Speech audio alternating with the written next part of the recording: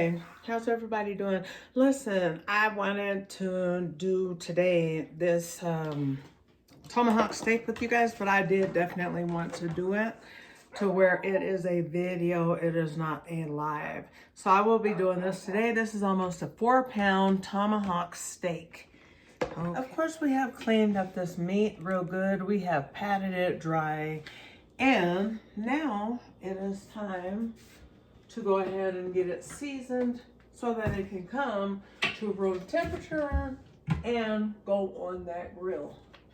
When it comes to steak, I can tell you guys that I am very picky about it. So with that being said, the only thing I'm putting on here is some salt. And it's gonna be coarse kosher salt. And I'm gonna do some coarse black pepper. Okay. The reason why only those two things is because I want to completely preserve the flavor of the steak.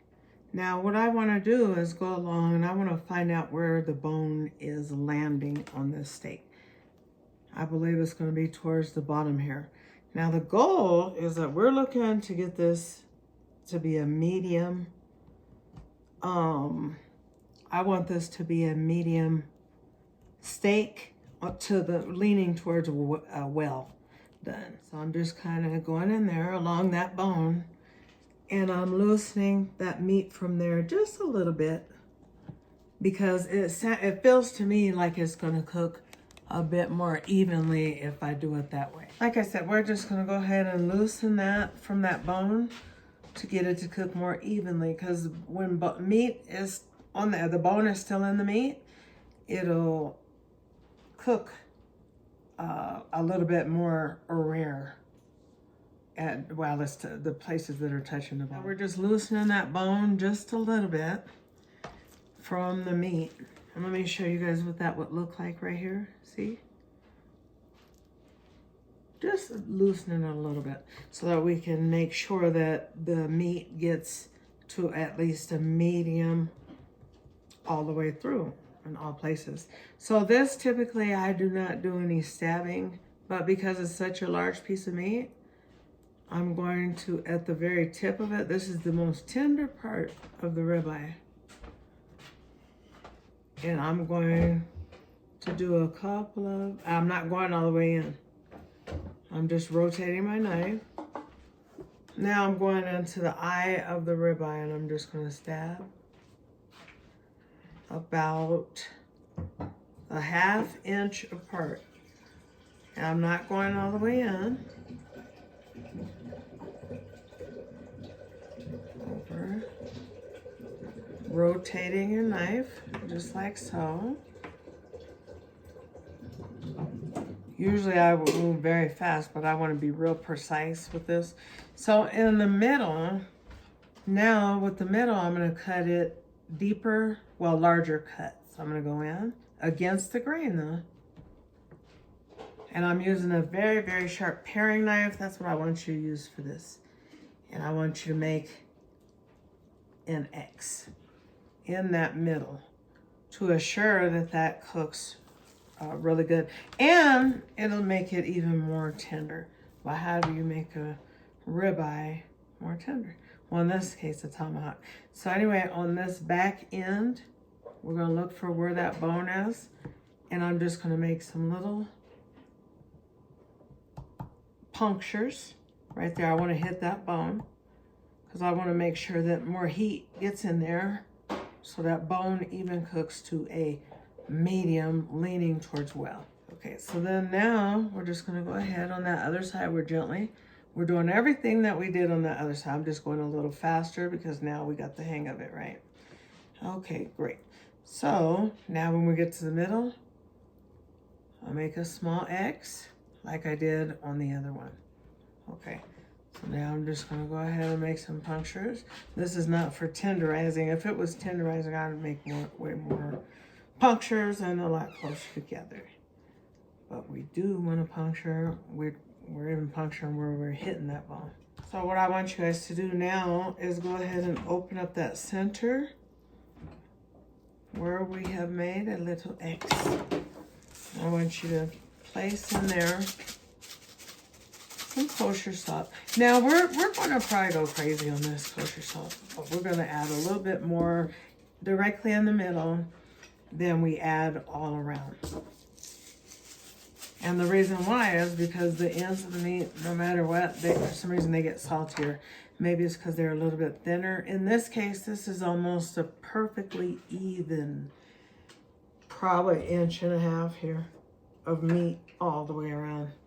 So then anyway, we're going to go ahead and now we're going to be very generous with some black pepper. Very, very generous. Not crazy, but generous. We're going to give it a flip-see. I'm going to open that little X that we have there.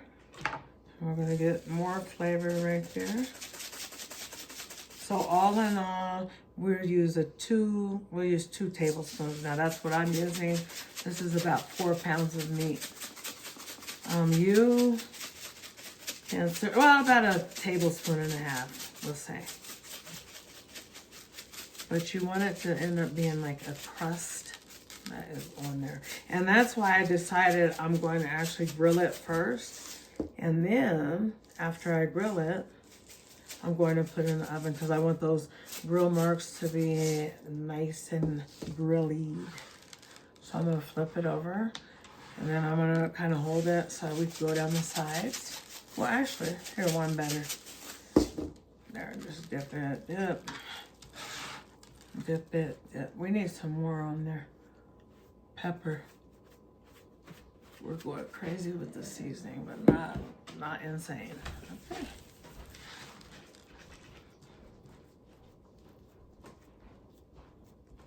I even thought about hitting it with a mallet to maybe thin it out a little bit.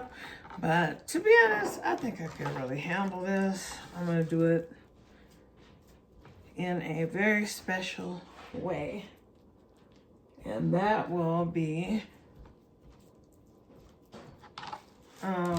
grill marks first, then to the oven. And for every pound, I'm going to cook it in the oven probably about 15 minutes for every pound. What will happen at this point, we're going to go ahead and let this go ahead and come to room temperature before we go to grilling it and stuff. This way, we'll give the grill some time to go ahead and heat up and things like that. We don't want to say, per se, introduce ice cold to roasting hot. You want that meat at room temperature. It will cook more thoroughly and evenly and a lot better. This will take about an hour to come to temperature. It's going to be right here on my cutting board. And what I will do is just put a piece of, like saran wrap on top of it as it comes to temperature. Another thing is we're doing, this is kind of like a pre-rest, because we hear a lot about resting meat and stuff like this. But what we're doing is seasoning it down real good, and then we're going to let it rest so that the seasoning goes ahead and absorbs into this delicious piece of meat. Like I said, I do not want to compromise this flavor on this meat. So that's the reason why I don't add nothing to it. I don't even let people use steak sauce. If they ask me, do I have some? I'm like, no, I don't. No, and I do, but that's for maybe a different day. So anyway, let's go ahead and bring to room temp. Okay, you guys, so now I'm going in to sear it because that's my final decision that I made, was to sear it. Now we're just gonna lay it on a nice hot grill that is perfect. And then the salt and the pepper will make a crust for it. And then off to the oven, it will go at a high temp.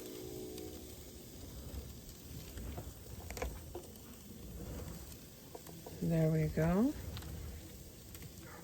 So nice and hot enough. Now I don't want to close it. I want it to stay open for now. I may change my mind, so we'll let it go for, I think I'm gonna set a timer for about 5 minutes. Okay guys, I'm gonna close this because it's a little bit more flame than I want it to be right now. See, I think I'm gonna move it up there a little bit more where it's not quite as hot. It's doing excellent. Good. So I'm gonna leave it open for a second, I guess. Yeah, I'm gonna leave it open. That's because that vent wasn't there.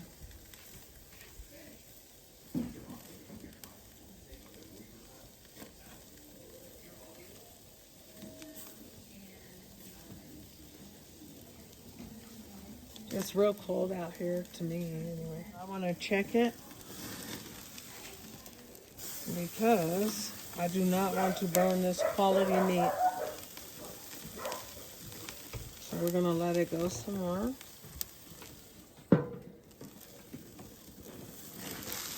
Yes, looking pretty.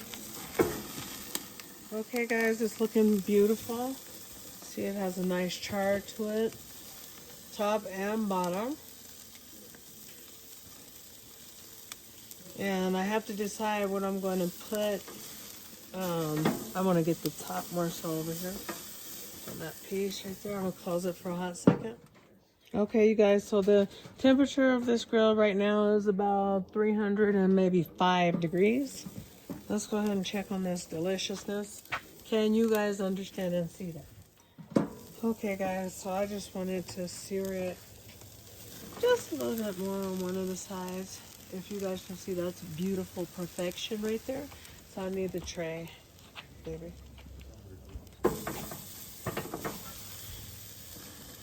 We are being careful with this meat.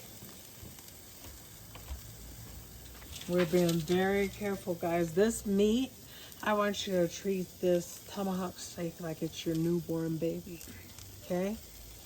So then we'll go ahead and we'll take a peek, just a little peek at it. And it's looking like it is coming along. Okay, there, we're done. Let me give you guys one more look at that. So off to the oven. This goes now. Okay guys, so I wanted to show you all just to get a better look while we're inside and some better lighting. See, there you go. Uh-oh, we can't drop it. We can't let it hit nothing but our stomachs.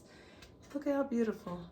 So yeah, we'll put it in the oven at 450 degrees. So I think I've changed my mind.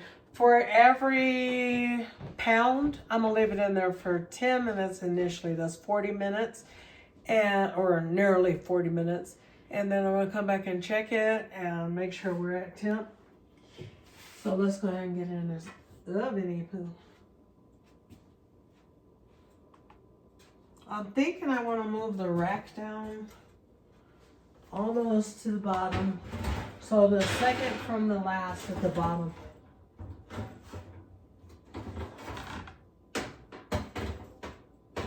Yeah, okay.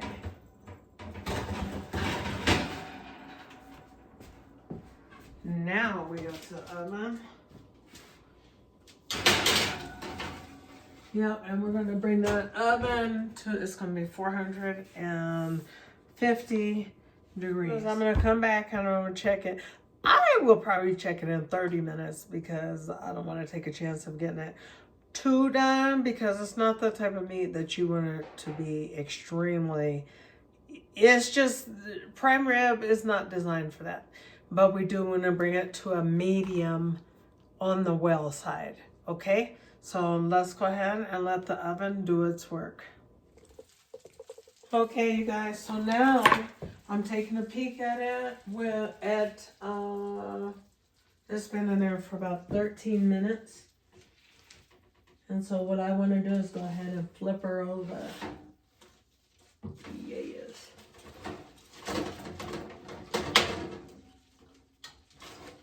Now I want to let her go at a really high heat, 450 degrees.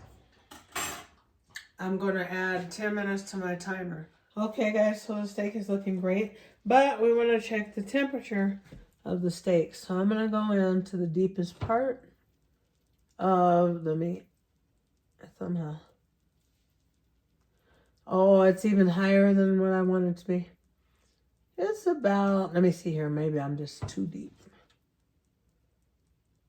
Yeah, it's a little higher than I want it to be. So I want to pull it at probably exactly 20 minutes in the oven after you grill it for probably 15 minutes on either side.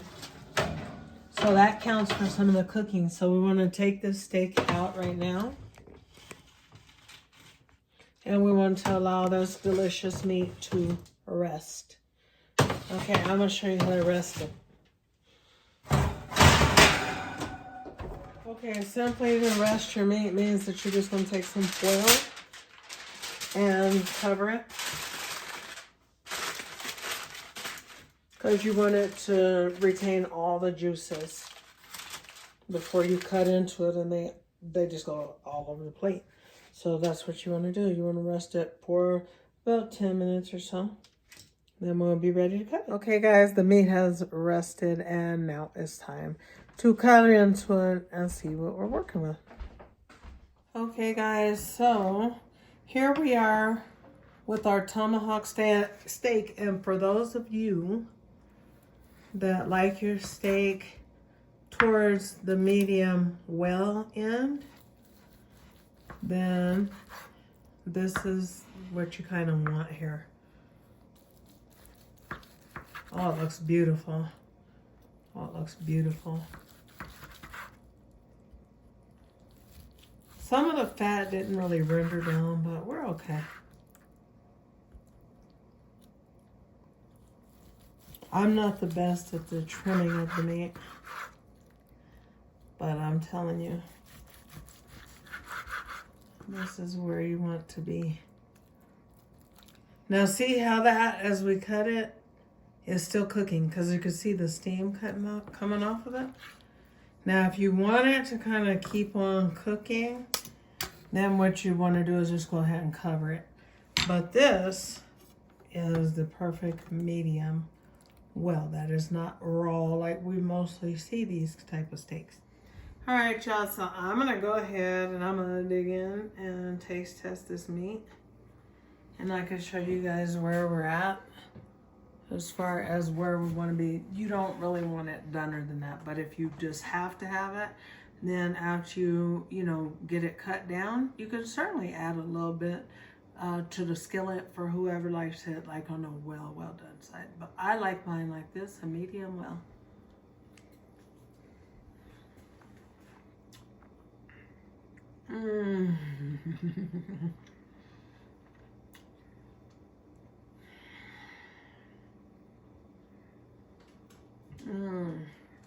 This is some good meat.